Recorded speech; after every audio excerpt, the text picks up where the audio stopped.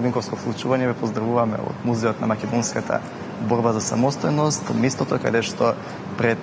повеќе од една недела по повод денот на армијата беше отворена една сосема уникатна изложба која што го следи историскиот развиток на вооружените сили во Македонија. Изложбата, како што спомена, го носи насловот од чета до армија, а за тоа на кој начин оваа изложба говори за овој сегмент од богатата историја на македонскиот народ, ово утро ќе ни сподели самиот автор на оваа изложба, магистар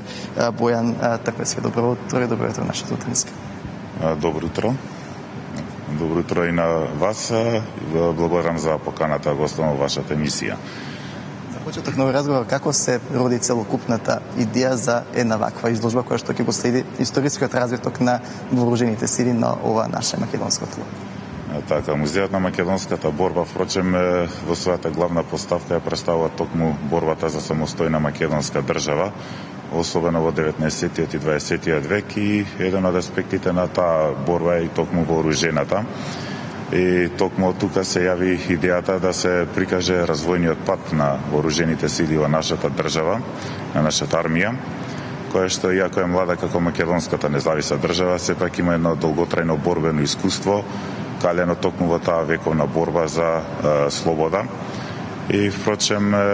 исто така музеот во својата поставка и депо располага со огромен број на материјали и предмети, па така се разви идејата да овој проект да го носи насловот од чета до армија. Македонската армија, како што постои денеска, уште со самото создавање, сепак таа постои уште од многу одамна, односно тие чети се познати уште за време на Карпушевото востание, па еве во оваа прилика ви сакам да прашам колку временски период опфаќа ова изложба да се дојде до денеска, до она што денес представува самата армија на Република Македонија. Така, всушност изложбата самата почнува со ајдуството како прв протест на македонското население против повеќе вековното османлиско владење, кој ако немало политичка цел, тека сепак имало на некој начин воен аспект на борбата за да го заштити населението. Потоа продолжуваме преку разловечкото и македонското кресненско востание, кои што се токму први востанија со политичка платформа за создавање на македонска држава, но сепак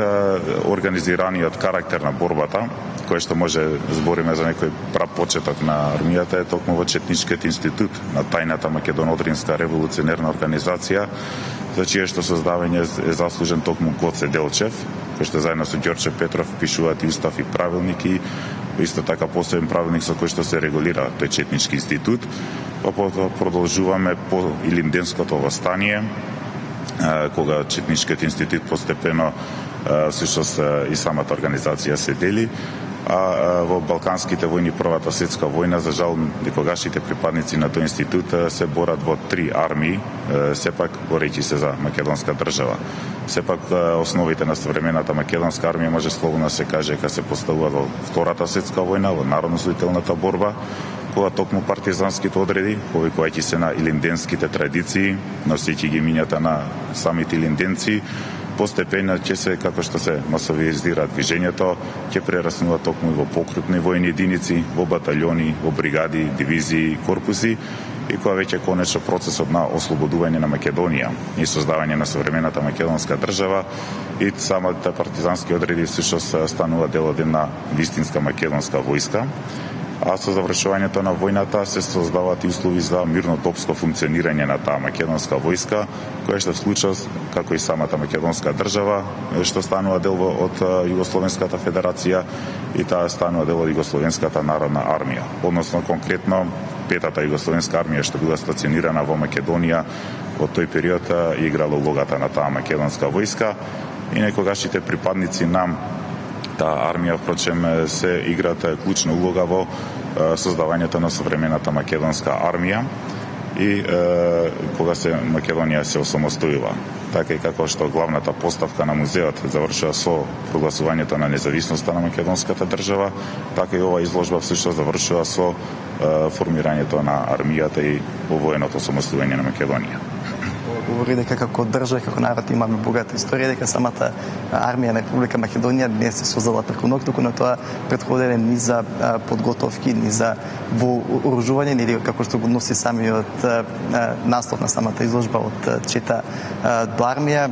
Оно што може да се види на изложбата е дека покрај сите овие фактографски податоци кои што говорат за овој временски период, на истата се среќавате го огромен број на фотографии, документи, но и предмети. Што севкупно содржи ова изложба и беше ли тешко да се набават сите овие предмети,